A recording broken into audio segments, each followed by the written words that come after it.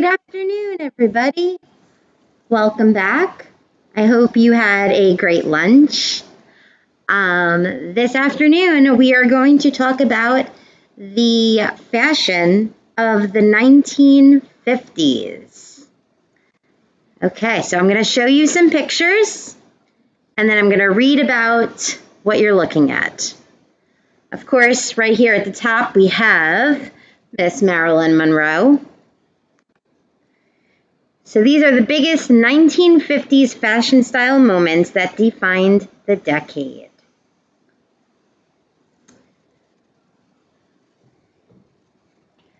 Fashion has always been about change, and the transition from 1940s fashion to 1950s style was a pretty radical one. Post-war 1950s fashion moved style from the salons to the streets, as inventions in easy care fabrics and speedier manufacturing systems meant that new silhouettes could be made for the masses.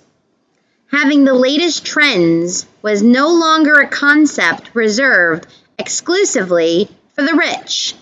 And while people hadn't quite reached the street style heyday of the 1960s fashion scene, style was more acceptable than ever before.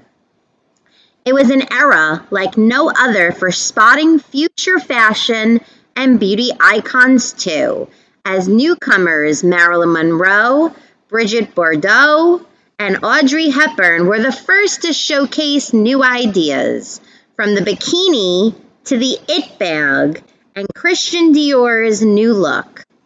1950s fashion was, without doubt, one of the industry's favorite decades.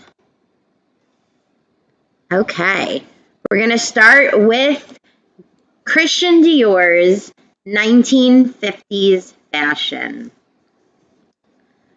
Look at that beautiful dress. So actually unveiled in 1947, but without doubt the defining silhouette of the decade ahead, Dior's new look redefined women's wardrobes in the 1950s. His nipped, hourglass shapes heralded a new era of womanliness, and after years of fashion oppression and fabric rationing during the Second World War, the lady was back and looking better than ever.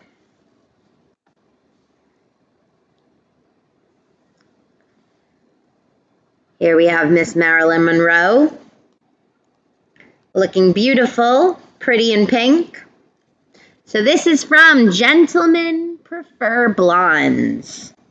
It launched Miss Marilyn's career in 1953, and an international sex symbol and style sensation was born. One of the greatest and most recognizable fashion and beauty icons of all time, she defined glamour for a generation when she belted out, "Diamonds are a girl's best friend." They really don't make them like this anymore. A little bit more. See there? Okay, next up, we have Queen Elizabeth II's 1950s fashion. Look at that wardrobe. Recently recreated in the TV show The Crown, over 20 million loyal fashion subjects tuned in to watch the Queen's coronation back in 1953, and perhaps more importantly, to see that Norman Hartnell dress. While her mother's wedding dress was one of the biggest 1920s fashion movements, Queen Elizabeth's coronation was even more so in the 50s.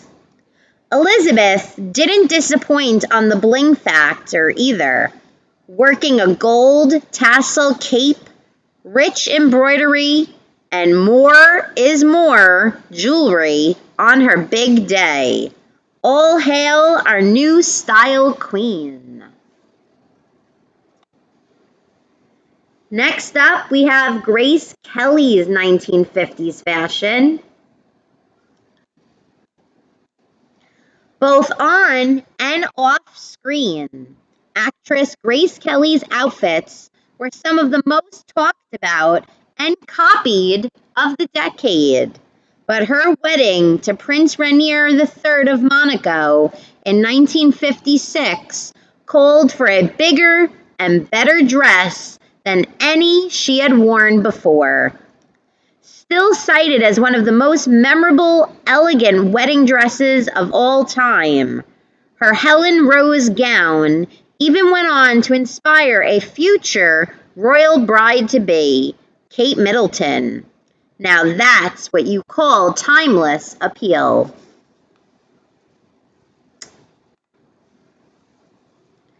Next we have Alfred Hitchcock and Edith Head's 1950s fashion. The legendary director and his go-to Hollywood costume designer were a formidable team, giving us some of the greatest on-screen fashion moments ever, sometimes completely by chance. A Hitchcock heroine was nothing without her accessories. As Grace Kelly proved over and over again in To Catch a Thief, even giving us the first It bag. Hitchcock and Head increased the costume budget to allow Grace's character, Francie, to carry an Hermes bag. And a few years later, the style was renamed the Kelly in her honor.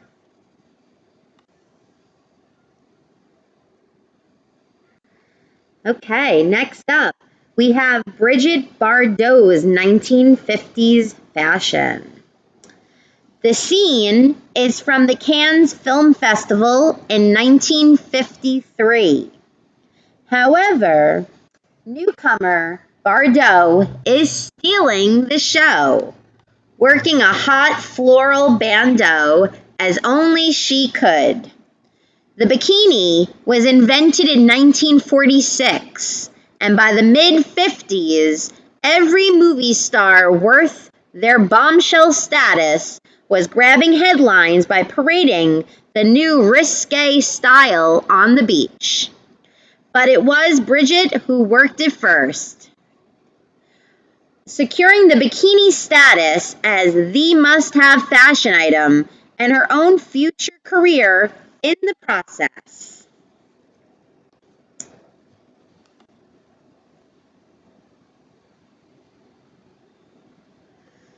Like Dior, let's see if I mispronounced this name, I might be, Cristobal Balenciaga.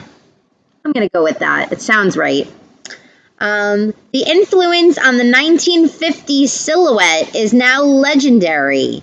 Between 1953 and 1957, he gave us the balloon jacket, the tunic dress, empire lines, and baby dolls, all contributing to a fluid but feminine look. Like Dior, Balenciaga's influence on the 1950s silhouette is now legendary.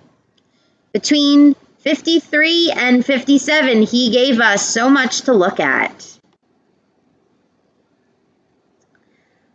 Okay, we're going down to Elvis Presley's 1950s fashion. Swoon!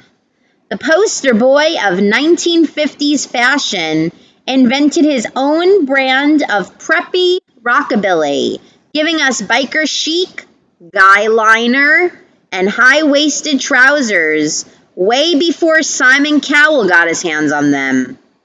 With his first album released in 1956, Elvis made his mark on both men and women's wardrobes in the late 50s, securing his place on the world's pop culture radar forever.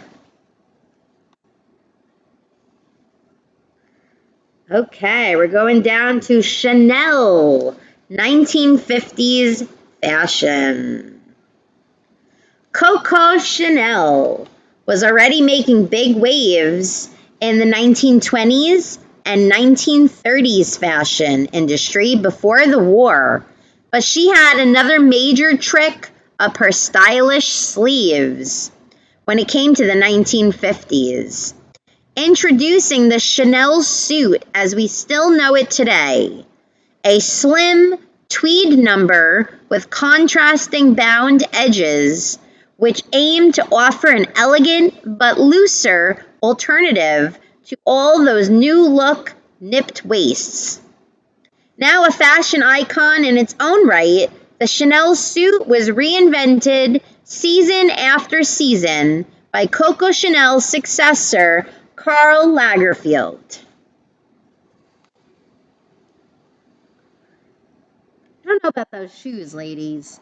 I'm looking at them and they don't look that pretty. The suit I like, though.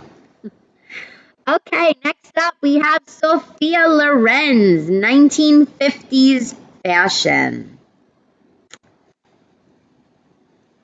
Get a better view of her. There we go. Another major fashion and beauty icon who first came into the spotlight in the 1950s.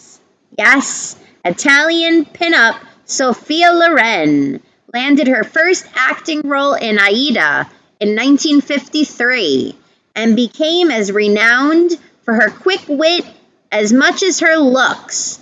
That eyeliner, though. Everything you see, I owe to spaghetti, she once quipped back to a reporter who commented on her natural hourglass figure. Now there's an it girl diet we can get on board with.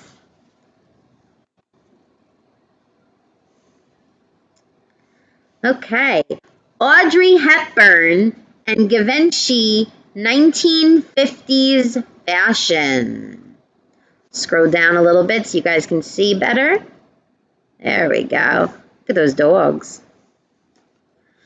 As lead role in Roman Holiday kicked off Audrey Hepburn's career in 1953, and as the parts came flooding in, the world's new favorite on-screen beauty knew she would need a better wardrobe. Cue Hubert de Givenchy, a then little-known Parisian designer ready to make his fashionable mark on the big screen. Givenchy's first costume design was the gold embroidered gown that you see for Audrey's character Sabrina in 1954. The results were so beautiful that the pair became friends, and Givenchy went on to make many, many more of her costumes, including that little black dress in Breakfast at Tiffany's. There's no doubt about it, Hepburn and Givenchy's collaborations were genius, and their relationship helped shape 1950s fashion. Okay, next up we have Fiona Campbell Walt's 1950s fashion. You know all those vintage 1950s fashion shots that you just can't resist boarding up on Pinterest? Well, the woman whose elegance we still desire is 1950s fashion Fiona Campbell Walter, model of the moment circa 1956. In her heyday, Fiona could command up to $2,000 per shoot. Big, big money for those times. But clearly worth the price tag if the images are still being shared 60 years later. Okay, my friends, and that is 1950s fashion. Stay tuned here on channel 591 for some 1950s music starting at 2:30. See you there.